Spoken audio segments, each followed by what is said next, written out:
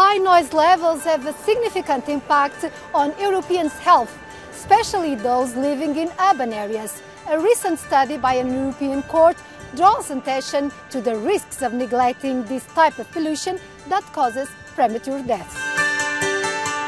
The shortcomings of the Environmental Noise Directive are at the heart of this episode of eu-decoded.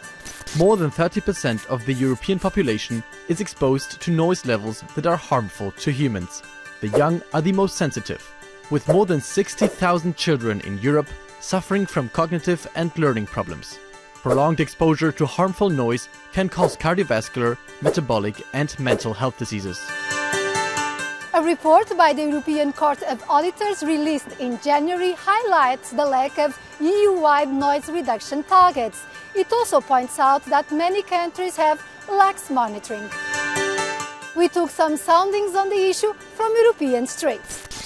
Σίγουρα είναι ενοχλητικό, θα πρέπει να υπάρξει μια πρόληψη και συγκοινωνιακά συνολικά καλές συγκοινωνίες, ας πούμε, ώστε ο κόσμος να χρησιμοποιεί λιγότερο αυτοκίνητα, περισσότερα μέσα μεταφοράς, ώστε αυτό να μειωθεί. Κατά της συγχωρήπανσης, σίγουρα θα μπορούσε να πάρει κάποια μέτρα, θα μπορούσε να μειώσει σίγουρα τα decibel τα οποία παράγουν οι εξατμίσεις κατά μεγαλύτερο ποσοστό λόγω καλύτερης τεχνολογίας. A lot of people make a lot of complaints about the planes that pass, and they put posters, they do protests and stuff, and I think they should work with this, with the planes, to be honest, to put some noise cancelling thing. Les animaux sont plus affectés, je pense, que nous. Et certainement que peut-être mettre des capteurs ou des choses qui permettent de réguler un peu, ça ferait pas de mal en tout cas, certainement. Quand je me réveille le matin, sous le bruit des klaxons dans ma rue, c'est des choses qui peuvent influer sur mon moral durant la journée, et sur ma vie à long terme. With us is Robert Hodgson, which follows the EU's environmental policy. The Environmental Noise Directive has been in place for over 20 years and has not been revised since then. Has this led to inaction from many member states on this issue? The reason for inaction from member states might be more to do with the fact that there are no binding targets in the directive. So member states are required to produce plans, they're required to monitor the level of noise in the busier parts of their road network and in cities. But beyond that, reporting that to the Commission, they don't actually have to do anything from an EU perspective. So the result has been we found governments have been reluctant even to produce these noise maps on time. So there have been a number of cases where the Commission's been forced to take countries to court or threaten legal action. We know that the transport sector is one of the main sources of noise pollution, and the European Commission has set a new target on this. What is the proposal? They set a target to reduce the number of people chronically affected by noise pollution by 30% by the end of this decade. They also said that they might look into reviewing the directive and setting a binding target if they deem it necessary, but so far nothing has been done in that regard. The new Commission told the European Court of Auditors that they accept their recommendations, and they said that they would continue with this intention to review the directive, and they said by 2029 they'll decide whether or not it needs to be updated or not. And finally, are there any sanctions to member states that do not act on noise pollution? There are sanctions if they don't comply with the directive, as there are for any EU directives. But the directive doesn't actually require them to reduce noise levels. It just requires them to identify them and put forward plans, but they're not legally binding. So France last year was referred to court for failing to produce this map. And I think October last year, another 6 countries were also warned that if they don't, they might be on their way to court. Greece, Romania, several other countries.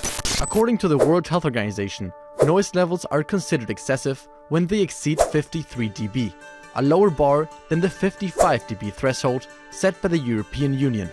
Road traffic is the main source of noise pollution, 80%, followed by rail traffic, 15%, and air transport, 1%. Austria, Cyprus, Czechia, France and Luxembourg are the EU member states with the highest percentage of urban residents exposed to excessive noise.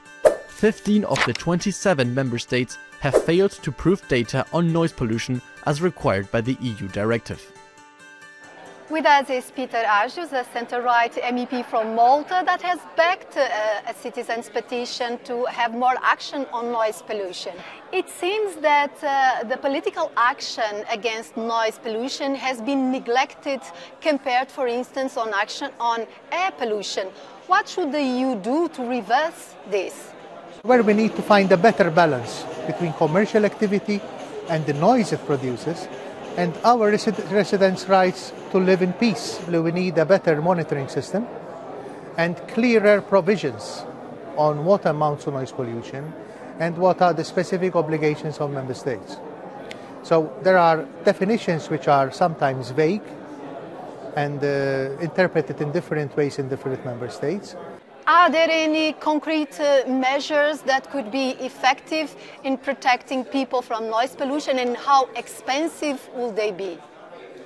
Yeah, the directive already in place does establish the notion of what is harmful to citizens, what is annoying to citizens, and it already established the notion of having thresholds of noise levels.